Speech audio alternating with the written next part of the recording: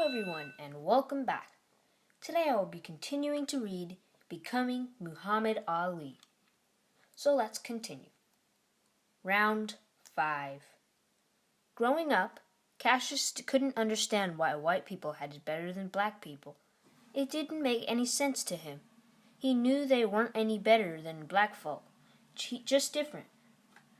But whenever he'd ask his mama about it, she'd get real quiet and tell him to be careful. She told us that there were things you could say in the house that you couldn't say outside. And there were ways we could act around other black folk that we couldn't act around white people. Even how we walked, how we talked, who we looked at. It sounds crazy, but it was true. We had to be one way for ourselves and another way for the rest of the world. We couldn't let white people see what we really thought or how much we really knew. It was the only way to stay safe. Mrs. Clay told us other things, too.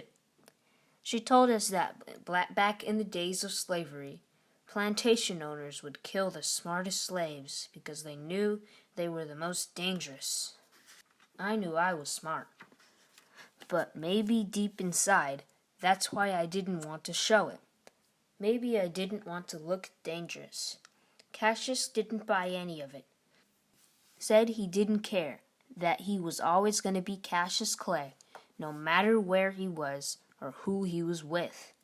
When I got to 7th grade, my mama made me apply for a scholarship to the Catholic school across town. It was where all the smartest kids went.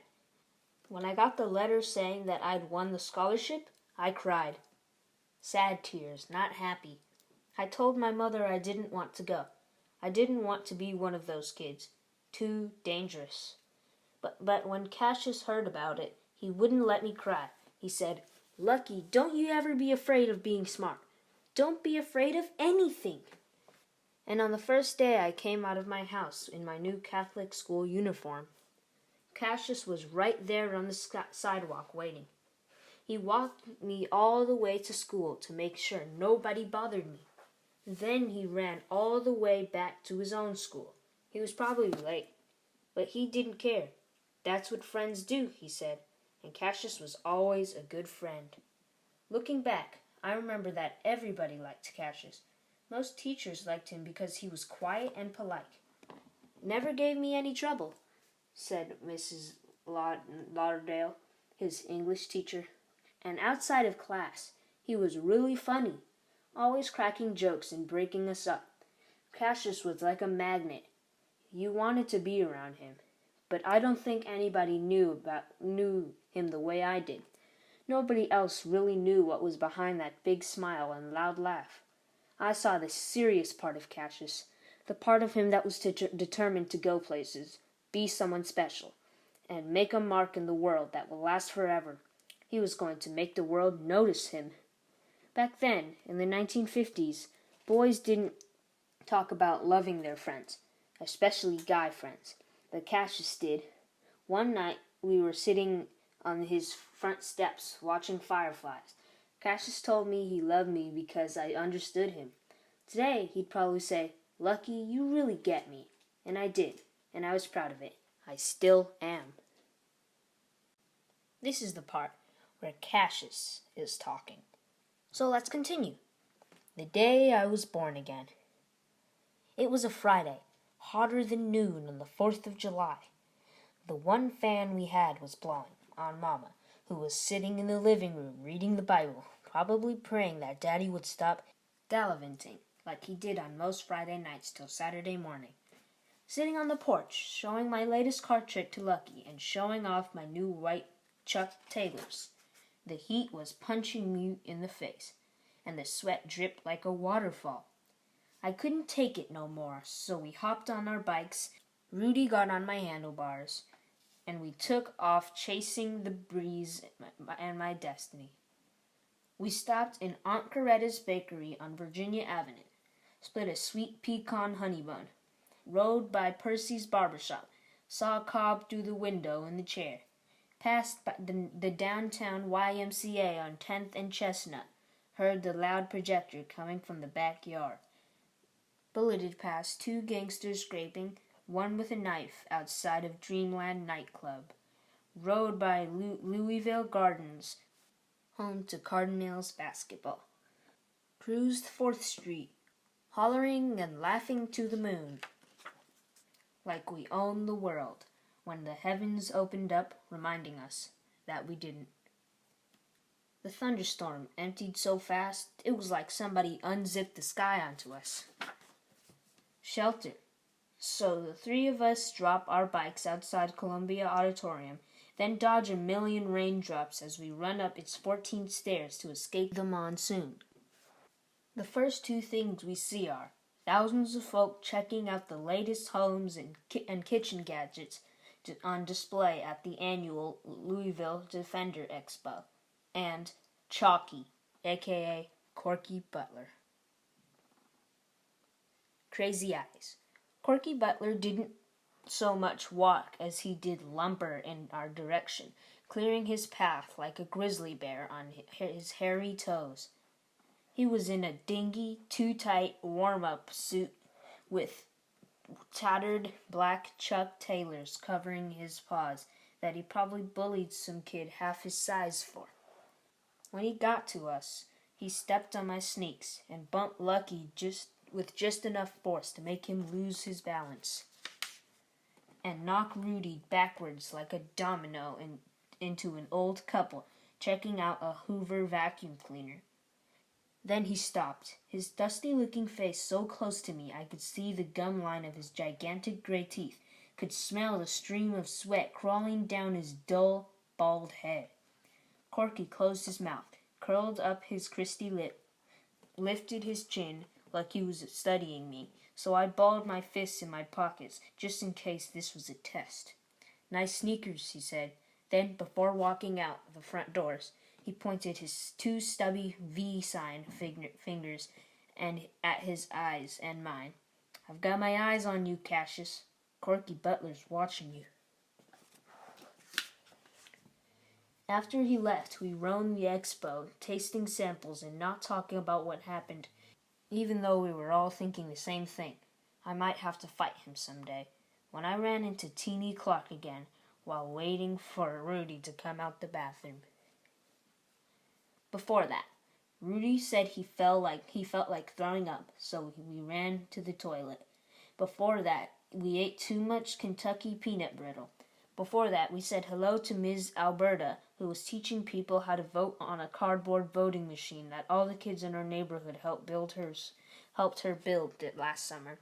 Before that, I told Gorgeous George, "You may be gorgeous, but I'm pretty," which made him laugh. Then come at me with, "Kid, you may be pretty, but I'm exquisite, resplendent, an ivory knockout. I'm so beautiful, I should kiss myself." And then he closed his eyes and poked his lips out, which made everyone laugh. Before that, we waited in line for almost 30 minutes to get an autograph from the boxer and sometimes wrestler, Gorgeous George. Before that, Lucky pretended he was blowing a saxophone while he listened to Billie Holiday sing "Too Marvelous for Words." Before that, we marveled at the mahogany record player spinning "Lady Sings the Blues" at the RCA booth. Before that, me, Lucky, and Rudy shared 2 bags of toffee popcorn. Before that, I saw Teeny eating popcorn and talking to Ms. Alberta. Before that, we stood drenched in front of the auditorium, patting ourselves dry with paper towels. And right before that, Corky had just stepped on my sneakers and walked out the front door when Teeny Clark passed me with her parents and her older brother. Conversation with Teeny. "Hey, Gigi." "Hey." "What you doing?" "Rudy ate too much brittle," I said, pointing towards the bathroom. "Oh." "How's your jet plane bike?" "Still good. I can't wait for school to be over. I'm just going to camp. Gonna play tennis and swim and whatnot. What you doing this summer?" "Nothing. I don't know." "Cassius, you don't like me." "What do you mean?" "What I mean is you never have words for me. Always, yup, and I don't know, and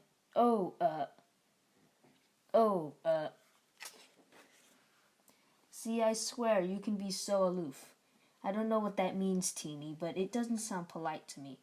Cassius, everybody knows I like you. I like you. I mean, you're nice and all. Just nice? I don't know. How about agile? Huh? As in quick. You don't know, Cassius? I'm the fastest runner in our school. The fastest girl, maybe. I could outrace you. You're dreaming, Teeny Clark. If I'm dreaming, then you bet me. You don't want no parts of me, Teeny. I'll run circles around you. I'm so fast that last night I turned off the light switch in my bedroom and got to bed before the room was dark. You may be funny, but won't be no laughing when I outrace you. Name the date and time and meet me on the line. You may be fine, but I'm faster than an airline. How about now? It's raining now. You scared you might melt? Nah! Then get your buddies and meet me outside. I'm gonna catch my stride and you're gonna lose your pride. Poor Gigi. It's on, Tina Clark. Bet. Shock. When we get to the front door, Teeny's mama comes running up behind us and pulling her by the arm while her daddy shoots us a, "You all better get before I get you" look. So we do. Flying out the door, back under the night rain, to get on our bikes, to go home. But mine isn't there. Tragedy. This year, the last new episode of Rudy's favorite show, The Lone Ranger, aired on the radio, and he cried. We had to hide under desks with books over heads because the principal said the Russians had a hydrogen bomb. 80 million locusts swarmed the desert in French Algeria. An earthquake struck South California.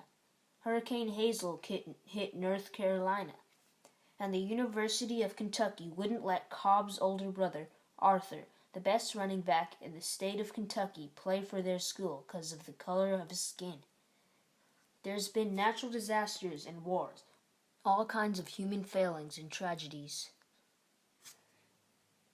But right now, none of it feels lousier than my royal red and white Schwinn Cruiser Deluxe with chrome rims not being where I left it.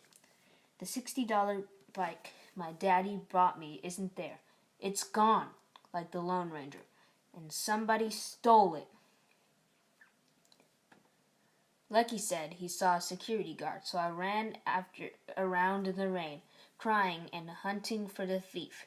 We went back inside Columbia to report the crime, but the guard was too busy eating peanut brittle and flirting with every lady that walked by to care about my misfortune. So we just asked him if there was a real cop anywhere around, and that's where he pointed downstairs. Downstairs was a basement with a gym that smelled like a boys' locker room with no ventilation, like a hot, musty day after rain, like cut grass in August, like the sweat of a dozen boys after hours of doing pull-ups, skipping rope, and hammering away at heavy bags and each other. Columbia Boxing Gym. The plastered floor was coming apart. The fluorescent lights barely hung from the ceiling. The grimy, white brick walls were covered in Louis and Dempsey posters and large red signs with gym rules, training checklists, tomorrow's champion announcements, and corny but uplifting quotes printed on them. Winners are not those who never fail. They are those who never quit. The place was loud. Old men coaching kids. Some I knew, some I didn't. Some white, most black. Guys lacing gloves, and talking trash about what they were going to do to each other in the ring. The thing was, it felt good. Real good to be in there. In the middle of the gym was the square ring with the ropes I'd only seen on TV, and two muscly teenagers I knew from school throwing wild punches at each other's heads and missing. One on the punching bag was a tall fellow with a lightning-fast blast of a blow that looked like it could tear a man's head straight off his neck. Egging him on, occasionally looking around the gym at the goings-on, was an old white guy with 2 ballpoints in his pocket, hair only on the sides of his head, and cuffed black pants so baggy you could barely see his shoes. When he saw me, he walked my way. Conversation with the old white guy. You lost, kid? No, sir, but my bike is. How'd you lose a bike? Somebody stole it, and I aim to find out who. Simmer down now. When I find him, I'm gonna whoop him good, too. Not a good idea to tell a policeman you're gonna commit assault. You were the cop? 25 years. Can I file a report or something? You see the culprit? Any witness? No, sir, but I think I know who it is. Come down to the station on Monday. Can't you just help me out now? A little busy down here. You a boxer too? Do I look like a fighter, kid? That don't mean nothing. Look at those clumsy fellas in the ring. Palookas, the both of them. They got will, but no skill, and they don't listen. You there, coach? I'm coach and uncle, teacher and counselor. I'm breaking muscles. They're chasing dreams. Most of these boys never gonna box for real, but at least they're gonna knock out their anger in the ring instead of getting in trouble on the streets. Where's your badge? You're undercover? Enough with the questions. I gotta get back to work. This is a cool place. You know how to fight? Never been beat up? That's not what I asked you. You a southpaw? How's your jab? Show me an uppercut. If you want to learn, come down here after school one day. My mama won't allow that. Seems to me if you want to whoop somebody, you should learn how to fight first. You know where I'll be. But what about my bike? You can kiss that bike goodbye, kid. But we'll file that report on Monday. Thanks. Hey, what's your name? The sign on the door says Joe Martin's Gym. And this is my gym, so you can call me Joe Martin. Good to meet you, Joe Martin. I'm Cassius Clay.